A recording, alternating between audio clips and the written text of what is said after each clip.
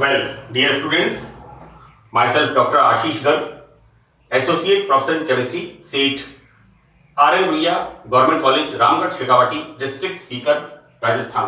बच्चों, BSc part second में first paper inorganic chemistry, इसमें हमने टॉपिक स्टार्ट किया हुआ है एसिड्स एंड बेसिस। बच्चों, इसमें मैंने आपको पार्ट सिक्स्थ में अम्ल और क्षार के इससे पहले वाले पार्ट में, सिक्स पार्ट में आपको बताया था कि किस प्रकार सॉल्वेंट एसिड्स की स्ट्रेंथ को प्रभावित करता है। और हमने वहां पर देखा था कि जब हम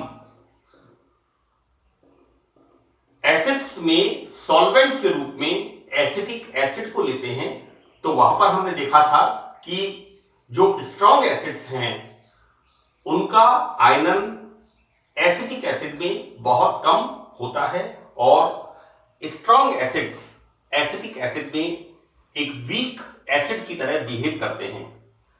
सेकंड सॉल्वेंट हमने लिया था वहां पर जल, राइट, और जल is the amphiprotic solvent.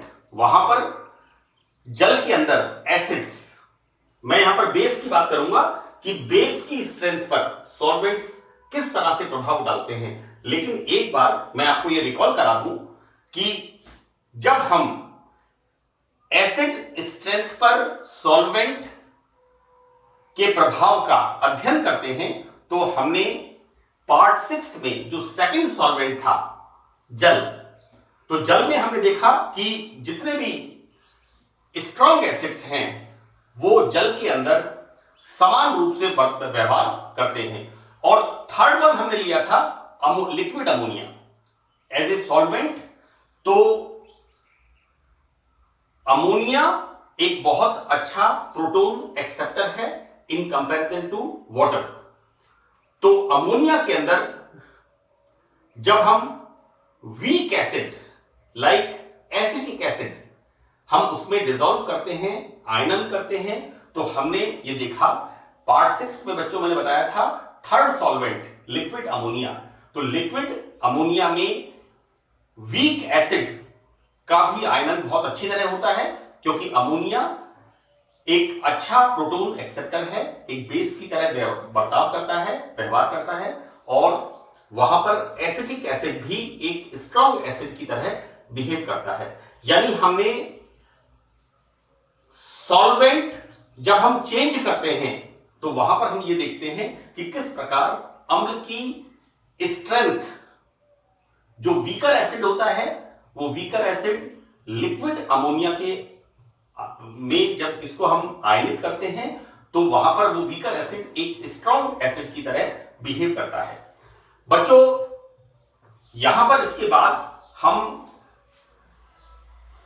Solvent का एसिड स्ट्रेंथ पर प्रभाव, इसके बाद हम देखेंगे यहां पर कि सॉल्वेंट बेस की स्ट्रेंथ पर किस तरह से इफेक्ट करता है, राइट। किस प्रकार से जो बेस की स्ट्रेंथ है, बेस की सामर्थ्य है, वो सॉल्वेंट के बदलने पर किस तरह से इफेक्टेड होती है।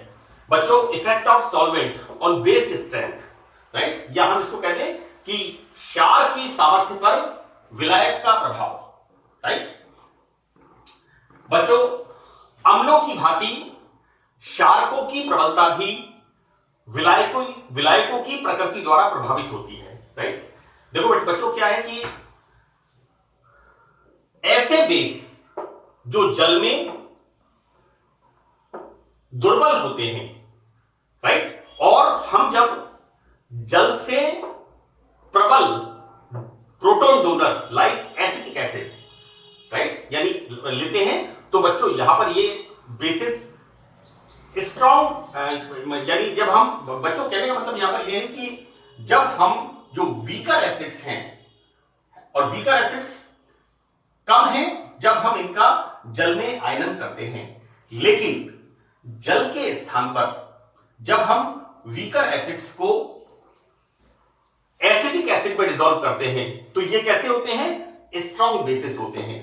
एग्जैक्टली बिल्कुल वैसे ही जैसे कि मैंने आपको effect of acid strength, effect of solvent on the acid strength में आपको मैंने ये बताया था कि किस प्रकार acetic acid is the weaker acid, लेकिन जब हम liquid ammonia as a solvent use करते हैं और एसिटिक एसिड को लिक्विड अमोनिया में आयनित करते हैं तो हमने क्या देखा था कि एसिटिक एसिड का आयनन बहुत अधिक मात्रा में होता है और एसिटिक एसिड लिक्विड अमोनिया में एक स्ट्रॉन्ग एसिड की तरह बर्ताव करता है।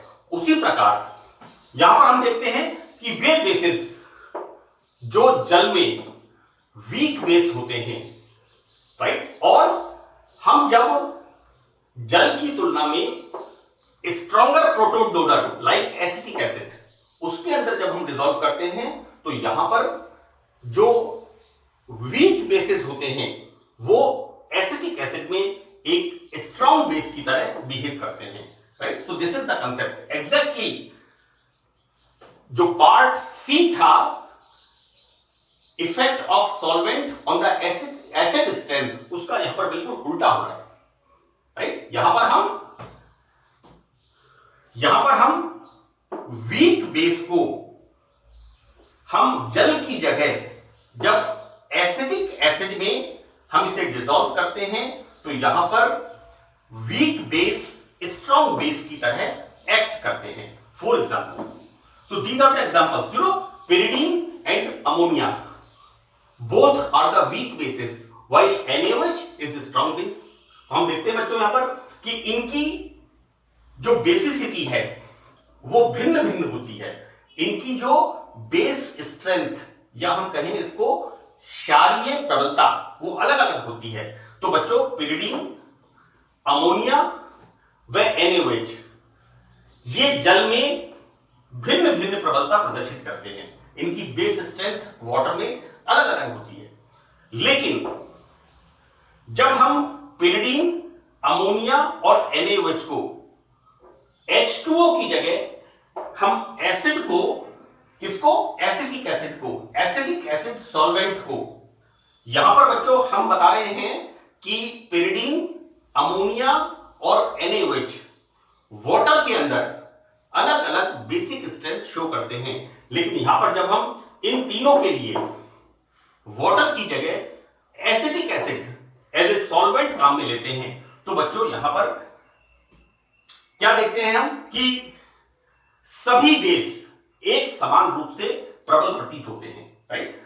लेकिन अगर हम एक्चुअल देखें तो होता क्या है, NaOH is stronger base and you know NaOH के कंपैरिजन में अमोनिया इज वीकर बेस और अमोनिया के कंपैरिजन में pyridine is weaker base, right.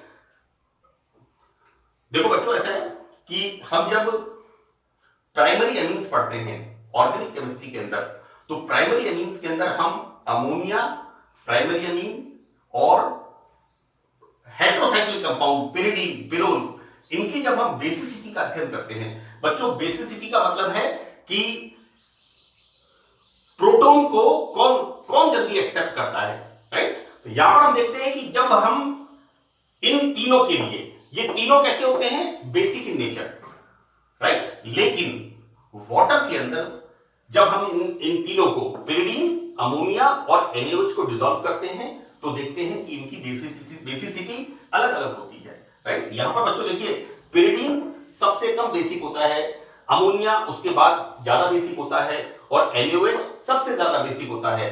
लेकिन जैसे ही हम सॉल्वेंट चेंज करते हैं और सॉल्वेंट चेंज करने के बाद हम यहां पर विलायक के प्रभाव को हम अध्ययन करते हैं तो हम क्या पाते हैं कि यहां पर ये तीनों बेसिस जो कि जल में भिन्न भिन्न बेसिसिटी शो करते हैं, यहां पर ये तीनों बेसिस एसिटिक एसिड के अंदर, राइट, ये बच्चों तीनों बेसिस एसिटिक एसिड के अंदर समान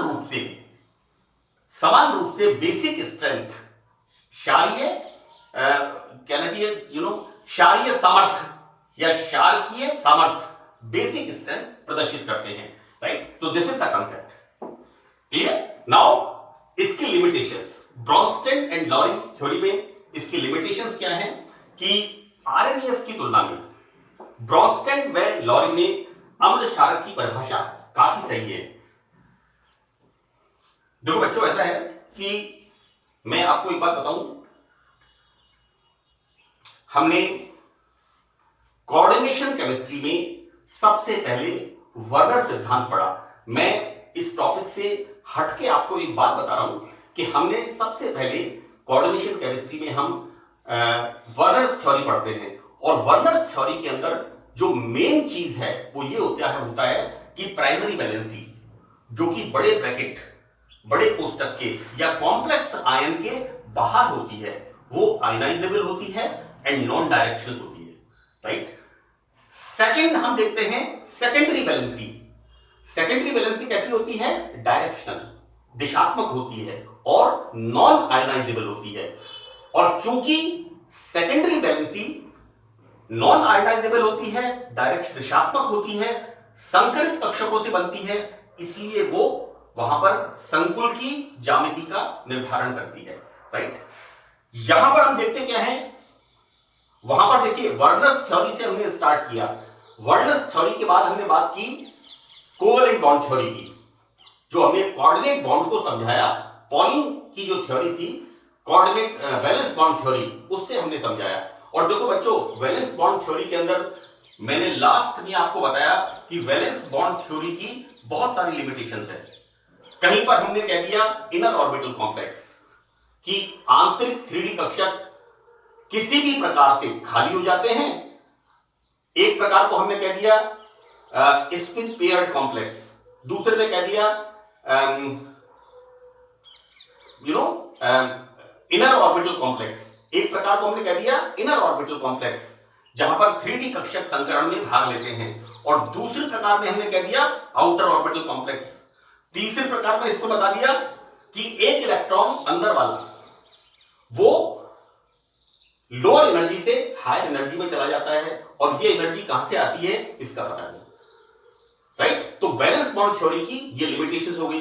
अब वैलेंस बॉन्ड थ्योरी के बाद जो कॉम्प्लेक्सेस थे उनको समझाने के लिए मॉलिक्यूलर ऑर्बिटल थ्योरी दी गई। मॉलिक्यूलर ऑर्बिटल थ्योरी की जो लिमिटेशंस है उसको समझाने के लिए क्रिस्टल फील्ड थ्योरी आ गई।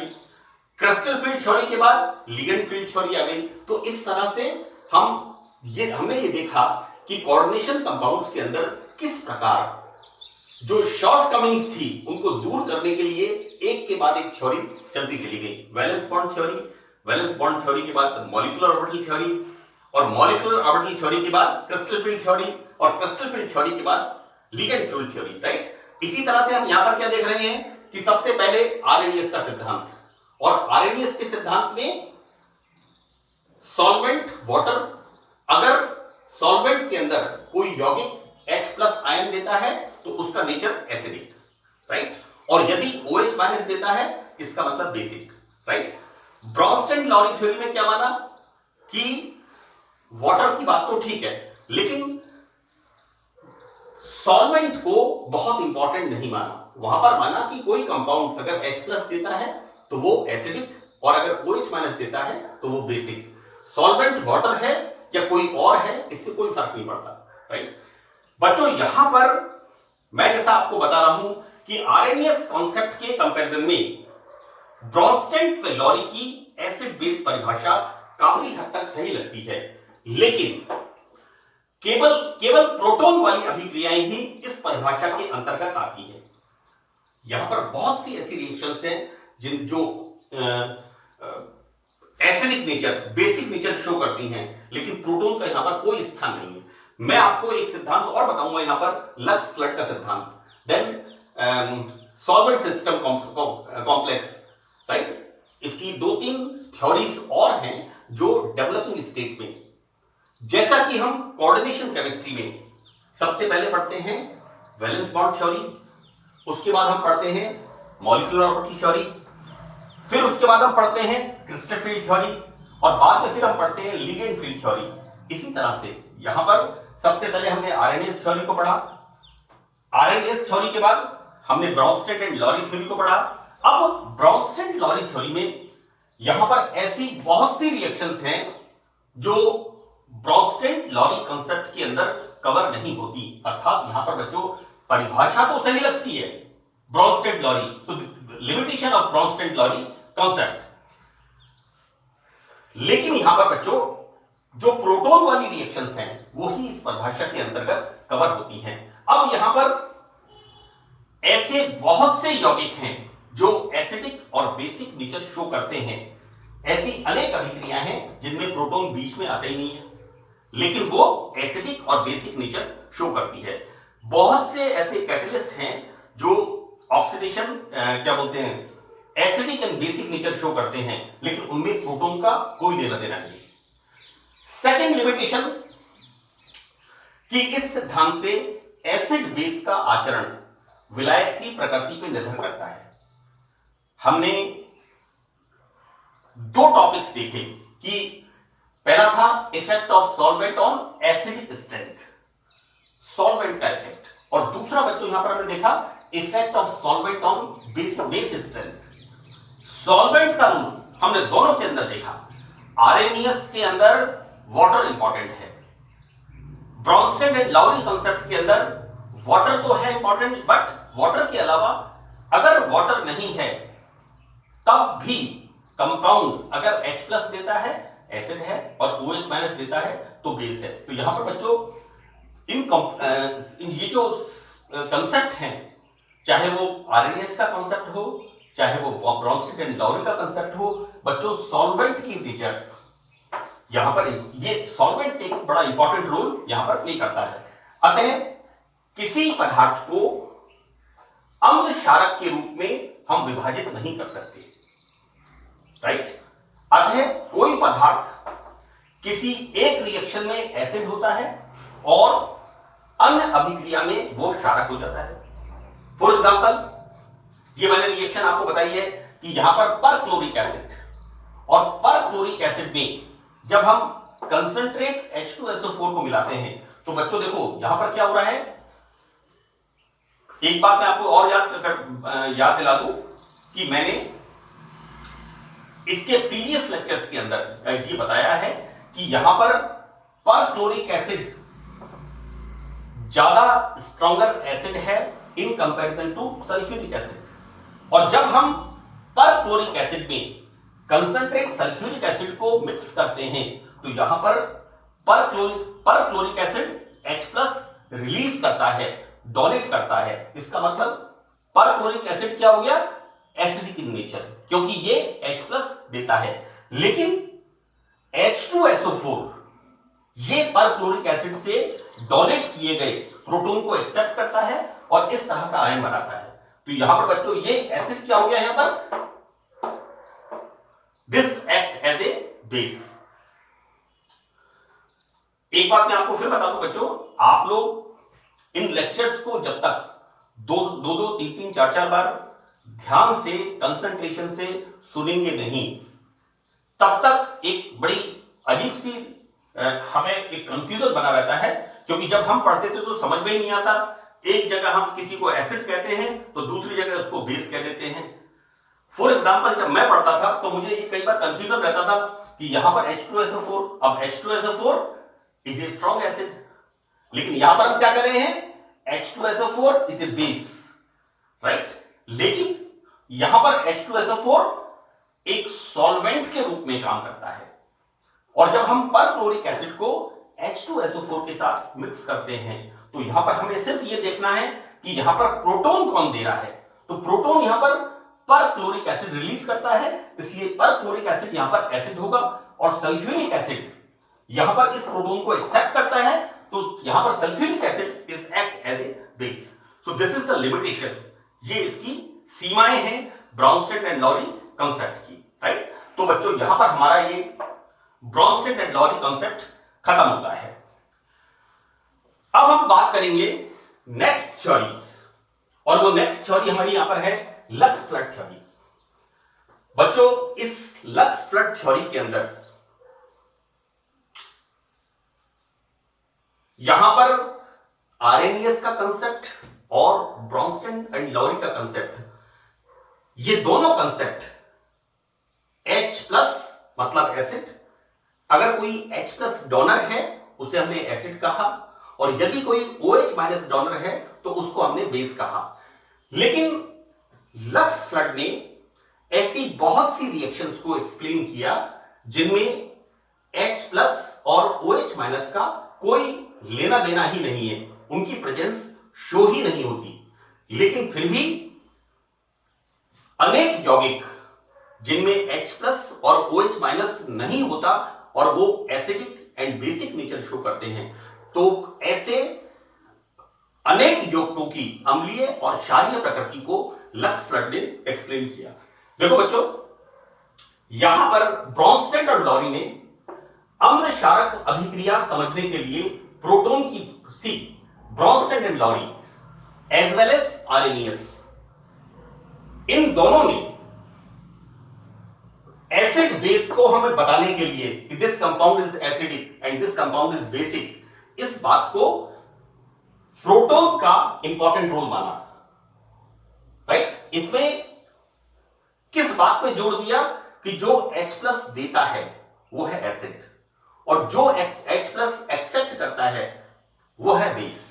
तो यहां पर प्रोटॉन का जो रोल है ये बड़ा इंपॉर्टेंट है according to Bronsted and Lowry सिद्धांत।